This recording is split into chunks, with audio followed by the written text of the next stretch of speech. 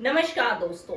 सूरत जो लोकसभा सीट थी उस पर जो मोदी सरकार ने जीत दर्ज की थी, अब उस पर पूरे तरीके से पूर्ण विराम लग सकता है, क्योंकि वहां पर जो पूरा मामला था, किस प्रकार से जो है कांग्रेस प्रत्याशी नीलेश कुंभानी का पर्चा रद्द हुआ, तो बाकी सब उम्मीदवारों ने अपना पर्चा वापस ले लिया और निर्विरोध जो है मुकेश दलाल बीजेपी से उनको वहां पर जिता दिया गया।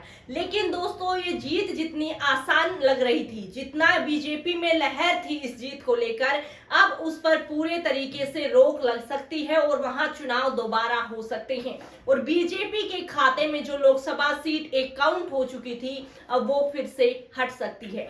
ऐसा हम क्यों कह रहे हैं? क्योंकि सुप्रीम कोर्ट में इसके खिलाफ याचिका दायर की गई है।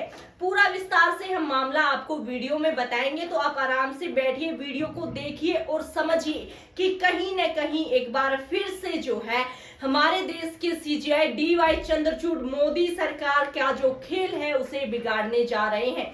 क्योंकि जो हमारे उम्मीदवार हैं उनसे और जो उन्होंने पर्चा वापस लिया, उसके बाद कांग्रेस भी ये आरोप प्रत्यारोप लगा रही थी कि हमारा जो नामांकन रद्द हुआ वो गलत है। लेकिन दोस्तों, इसका बिल्कुल सही जो कंक्लूजन अब निकला है कि आखिर अगर उम्मीदवार नहीं भी रहते हैं तो नोटा का जो बटन होता है, नोटा का की जो शक्तियां होती हैं, उसको भी कैसे जो है बीजेपी सरकार ने नजरअंदाज कर दिया। बीजेपी सरकार को छोड़िए, उनमें तो जीत की लहर चल रही थी, लेकिन इलेक्शन कमीशन कहां चला गया था? इलेक्शन कमीशन को क्यों नहीं ये सुझाव आया कि हो सकता है कि जो मुकेश दलाल निर्विरोध चुने गए हैं उनको जनता सत्ता में ना चाहती हो।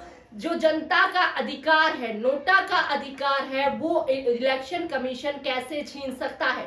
क्या है पूरा मामला और याचिका में क्या कहा गया है, ये आप अपनी स्क्रीन पर देख सकते हैं। दोस्तों, याचिका में कहा गया है कि कांग्रेस उम्मीदवार का पर्चा खारिज होने और अन्य प्रत्याशियों के द्वारा पर्चा वापस लेने के बाद भी जनता के पास नोटा का वोट देने का विकल्प खुला हुआ था। चुनाव आयोग द्वारा मुकेश दलाल को निर्विरोध निर्वाचित घोषित करने से मतदाताओं के नोटा विकल्प को वोट देने का अधिकार जो है छिन गया है। सर्वोच्च न्यायालय से प्रार्थना की गई है कि नोटा विकल्प की विश्वसनीयता के लिए चुनाव आयोग को सूरत में दोबारा से चुनाव करवाने के आदेश दिए जाने चाहिए ताकि जो नोटा का विकल्प है उसकी अहमियत जो है बनी रहे। दोस्तों, नोटा एक बहुत बड़ा जो है अधिकार होता है। मान लीजिए आप एक उम्मीदवार नहीं, 5 या 6 उम्मीदवार हैं और अगर आपका वोट इतना कीमती वहां पर हो जाता है कि अगर आपको कोई भी उम्मीदवार वहां से नहीं चाहिए तो आप नोटा का बटन यूज कर सकती है। यानी कि अगर आपको हम सीधे शब्दों में समझाएं, आपने देखा भी होगा जब आप वोट जो देने जाते हैं वहां पर जो नोटा बटन है उसका सीधे सीधे मतलब ये होता है कि आप अपनी वोट किसी ऐसे प्रत्याशी को नहीं देना चाहते और कि जिसको आप मतलब कि उम्मीदवार लिस्ट में से अगर आप किसी को नहीं देना चाहते और अपने वोट का सही प्रयोग करना चाहते हैं तो नोटा का बटन दोस्तों आपके लिए है। तो अब यहाँ सबसे बड़ा सवाल यही बन गया है कि नोटा का अधिकार भी छीनने के लिए इलेक्शन कमीशन को किसने इजाजत दी? आखिर नोटा का जो विकल्प है वो एक ही उम्मीदवार के साथ भी रखा जा सकता है, तो क्यों नहीं रखा गया?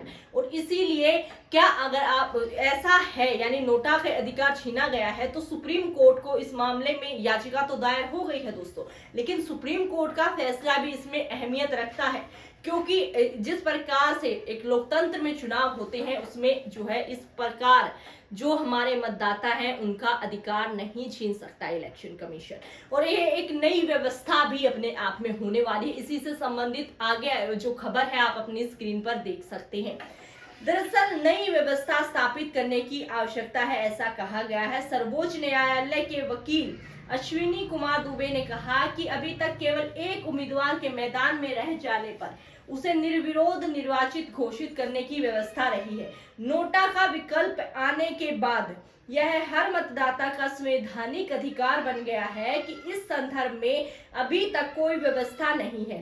सर्वोच्च न्यायालय ने इस मामले में चुनाव आयोग से उसका पक्ष जानने के लिए नोटिस जारी कर चुका है। ऐसे में इस मुद्दे पर सर्वोच्च न्यायालय के द्वारा नई व्यवस्था तय किए जाने पर ही इस मामले में स्पष्टता दी जा सकती है। यानी कि इस मामले में स्पष्टता तभी दी जा पाएगी जब नोटा के पूरे तरीके से अधिकार जो है सुप्रीम कोर्ट क्लियर कर देगा।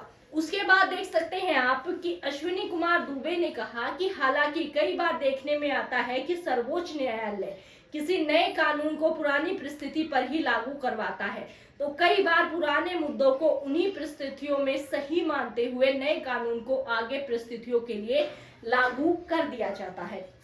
तो यह देखने वाली बात होगी कि सर्वोच्च न्यायालय इस मामले में अपना क्या रुख अपनाता है। जी हाँ दोस्तों, सर्वोच्च न्यायालय की भूमिका अब इसमें बहुत ज्यादा रहने वाली है, क्योंकि सर्वोच्च न्यायालय ही ये डिसाइड करेगा कि ये भाजपा की जो जीती जिताई सीट है अब वो उसके खेमे में रहेगी या चली जाएगी। क्योंकि ये तो सरासर आप और हम सभी जो है समझ पा रहे हैं कि नोटा का अधिकार तो मतदाताओं से छीना गया है, इसमें कोई दो राय नहीं है दोस्तों। क्योंकि अगर आप मान लीजिए अकेले वहां से जो बीजेपी उम्मीदवार है मुकेश दलाल, उनके अपोजिशन में नोटा है और नोटा के वोट इतने ज्यादा हो जाते हैं, यानी कि मुकेश दलाल से बहुत ही ज्यादा वोट नोटा को मिलते हैं, और उसके बाद भी आप देखिए उस अधिकार को छीनने के बाद भी अगर वहां मुकेश दलाल अगर सत्ता में आते हैं तो ये सीधा सीधा दिखाई दे रहा है ये लोकतंत्र नहीं है, ये लोगों द्वारा चुनी गई सरकार नहीं है, क्योंकि लोगों का जो चुनने का अधिकार है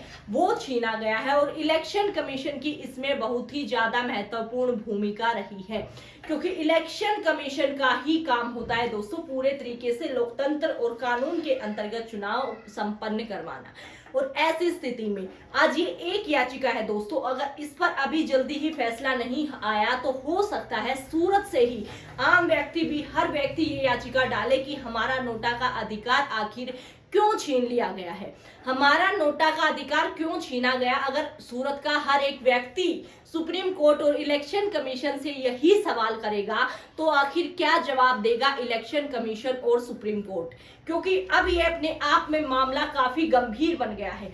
क्योंकि अगर खुद मतदाता सामने आकर ये कहें, मान लीजिए खुद ही सभी जो मतदाता है वो सामने से आकर कहे नहीं चाहते हम मुकेश दलाल को सत्ता में और हम अपना नोटा का बटन दबाएंगे, इलेक्शन आप करवाइए, तो क्या होगा। तो सीधे सीधे सुप्रीम कोर्ट का फैसला यहाँ पर काफी अहम बन जाता है। अगर सुप्रीम कोर्ट दोस्तों यहाँ पर ये फैसला देता है कि हम जो है, हमें कोई अधिकार नहीं है कि हम लोगों के जो अधिकार हैं चुनाव के और वोटिंग के उसको छीने और दोबारा से आप चुनाव करवाएं, तो सत्ता काफी गर्मा जाएगी। क्योंकि हो सकता है दोस्तों कि नोटा इतनी ज्यादा हो कि बीजेपी की जीती जिताई सीट हाथ से निकल जाए। ऐसा मामला जो है पूरे तरीके से अपने आप में अहम हो जाता है।